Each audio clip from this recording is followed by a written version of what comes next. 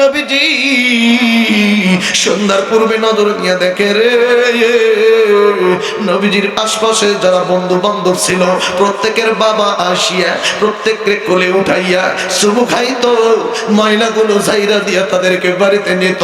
আমার নবী শুধু মায়াবী দৃষ্টিতে ওই পিতার সন্তানের কোলে উঠানোর দৃশ্যটা দেখতো, আর মনে মনে নবীজির কষ্ট আল্লাহকে বলতো, আল্লাহ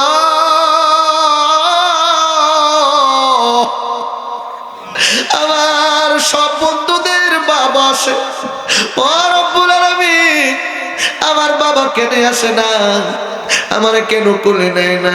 কাঁদতে কাঁদতে মায়ের কাছে গিয়া বলেন, মা গো, ও মা, খেলতে গেলাম সবার বাবা আসলো, সবাই রে কোলে নিয়ে চলে যায়।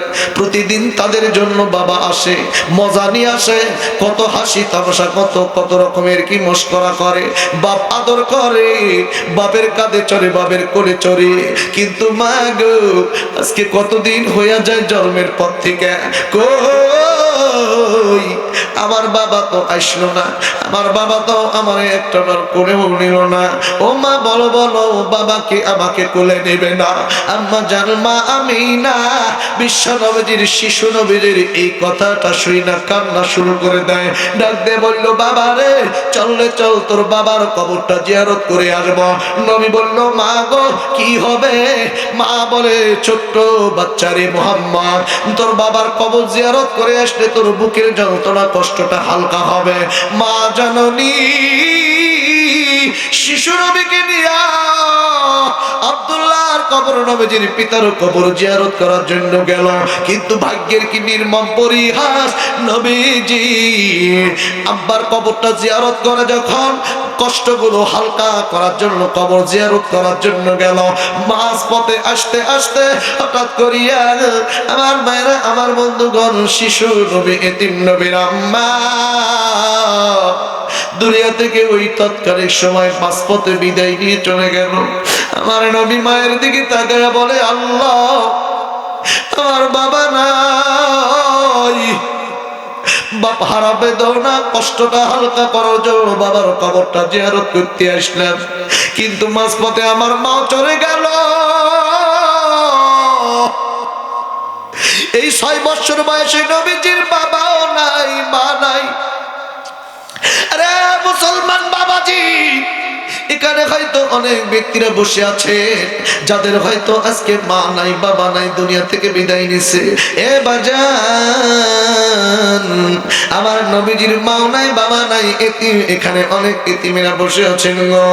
দেখেন দিলটা নরম করে দিয়া দুটি পটি চোখের পানি মায়ের নামে, মায়ের জন্য, বাবার জন্য দুটো চোখের পানি ছেড়ে দিতে পারেন কিনা? যেই মা বাবা আপনার চাইরা কবরে অন্ধকারে শুয়ে আছে, ওই মা বাবার জন্য শেষেও দোয়া হবে। আমি মুসাফির দোয়া করব, একটু মায়ের জন্য, বাবার জন্য দিলটা নরম করে দিয়ে 5টা-10টা মিনিট সময় দেন। আল্লাহর নবীজি এইবার বাপ হারা, মা হারা এতিম নবীজি দাদা আব্দুল মুত্তালিবের কাছে বড় হওয়া শুরু করে দেয়। কিন্তু দাদা আব্দুল মুত্তালিব উনি নবীজিকে এতিম বানাইয়া কিছুদিন পরে দাদাও দুনিয়া থেকে বিদায় নিয়ে চলে যায়। চাচার কাছে বড় হওয়া শুরু করলো, চাচাও দুনিয়া থেকে বিদায় নিয়ে চলে গেল। বাবা নাই, মাও গেল, দাদা গেল, চাচাও গেল।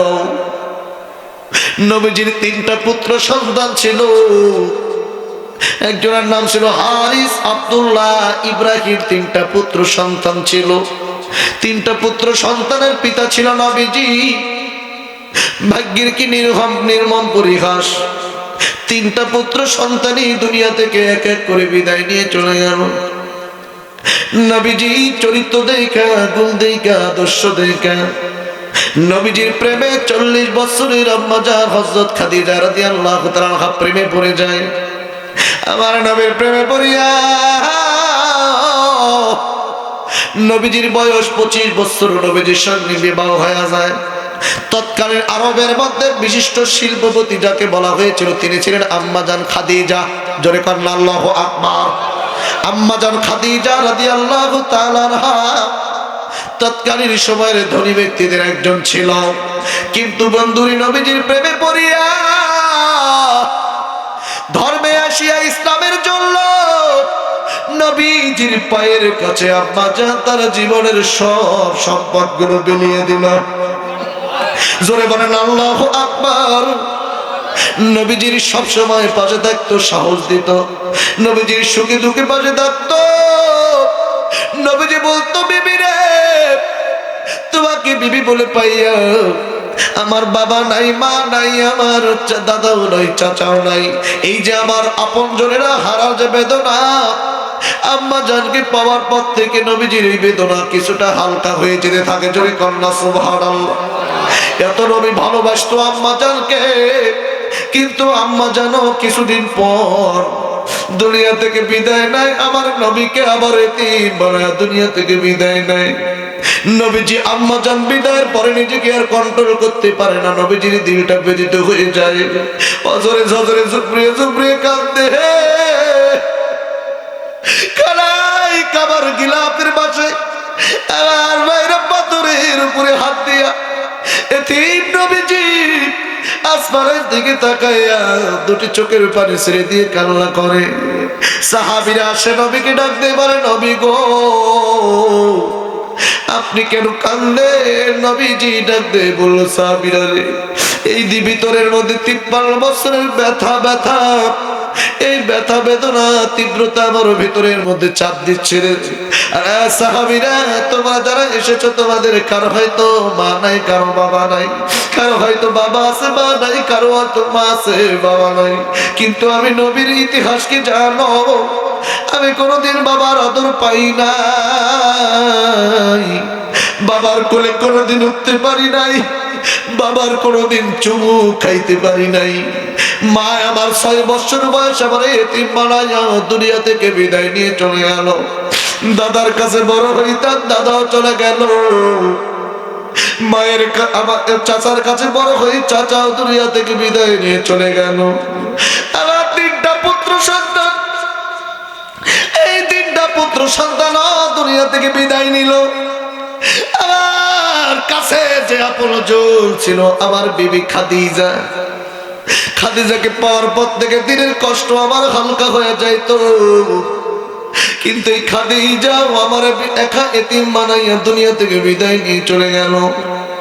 নবীজির কণ্ঠের কথাগুলো শুনিয়া সাহাবীরা দুপুরে দুপুরে কান্দে আর বলে, আল্লাহ, আমার নবীজির মা নাই, বাবা নাই, শুধু তা নয়, নবীজি বলে, সাহাবীরা রে, এখনো তো আমার আরো চাচারা আছে, কিন্তু এই চাচাদের কাছে যাওয়া তো দূরে থাকলো, এই চাচারা আমার মারার ষড়যন্ত্র করে, আমার দেখতে পারে না, আমার ঘাত ধরে বের করে দেয়।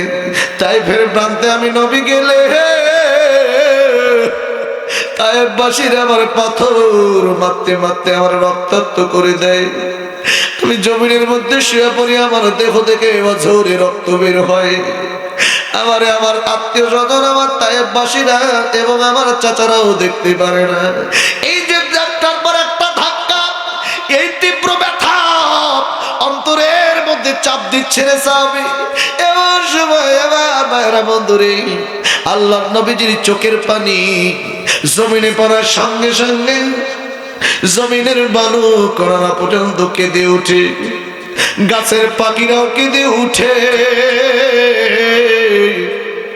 বালুকণা পর্যন্ত প্রতিটা গাছ গাছালি পর্যন্ত নবীর প্রেমে দুঃখে সেই দিন কাঁদে। এমনকি আসমানের হাজার হাজার লক্ষ লক্ষ ফেরেশতা তারাও নেমে এসে নবীর প্রেমে কান্না করে।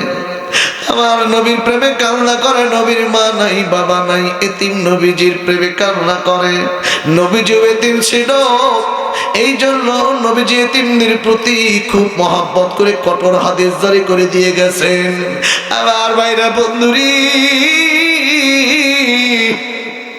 আল্লাহর নবী বিশ্ব নবীজি কাঁদতেছে, চোখ দিয়ে পানি ঠিকই পড়ে, কিন্তু সাহাবীরা নজর করে দেখে রে, আল্লাহর নবীর চোখ দিয়ে পানি পড়ে ঠিকই, কিন্তু ঠোঁটের কিনারার মধ্যে মুস্কি মুস্কি হাসির ছাপ দেখা যায়। জোরে কন্যা আল্লাহু আকবার। আর একটু আওয়াজ করে জবান খুলে বলেন আল্লাহু আকবার। আল্লাহর এইভাবে যখন মুস্কি মুস্কি হাসে, সাহাবীরা ডাক দিয়ে বলে, নবী গো, আপনার মুখের মধ্যে হালকা হাসির ছাপ দেখা যায়। নবীজি বলল, সাহাবীরা রে,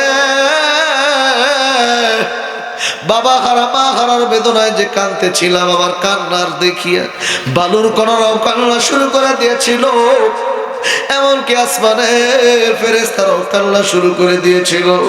আল্লাহ পাক জিবরাইলকে ডাক দেয়া বলে, জিবরাইল, আরে জিবরাইল, যা যা, আমার বন্ধু কান্দে, বন্ধুর মা নাই বাবা নাই, বন্ধুর ভিতরটা ব্যথায় ব্যতীত হইয়া একটা চাপ দিয়ে আছে, আমার বন্ধুর কাছে যা, আমার বন্ধুর কাছে যাইয়া আমি একটা জান্নাতি কাউসার আমার বন্ধুকে গিফট দিব, উপহার পাঠানো, শুধু বন্ধুর জন্য নয়, আমার ওই বন্ধু হাবিবের উম্মতের জন্য আমি এই কাউসার নবীজির প্রতি নাজিল করলাম। জোরে কন্যা সুবহানাল্লাহ। হ্যাঁ সাহাবীরা, জানো কাউসার কি? সাহাবীরা, আমার নবী গো, আপনি জানেন, আমরা জানি না, আপনি ভালো জানেন গো নবী। নবীজি বলল, এটা একটা হলো জান্নাতি মিষ্ট পানি, ঝর্ণার সুঘ্রান্ত পানি। এই পানির কাউসার আল্লাহ পাক আমার উপর নাজিল করেছেন, তামাম উম্মতের খেদমতে কাউসারের পানি আল্লাহ নাজিল করেছেন। আল্লাহর নবীর যখনই কোনো মন খারাপ হয়ে যেত, কষ্টে যখন তার মা নাই বাবা নাই, মা হারা বাবা হারা এতিম নবী, মায়ের কথা বাবার কথা মনে পড়ি কষ্ট পাইলে, আমার আল্লাহ যখন নবীজি কষ্টে থাকতো, তখন উম্মতের জন্য যদি আমার আল্লাহ কিছু যদি গিফট করত, আল্লাহর নবী তার মা হারা বাবা হারার বেদনা কষ্ট ভুলে যেত। জোরে কন্যা আল্লাহু আকবার।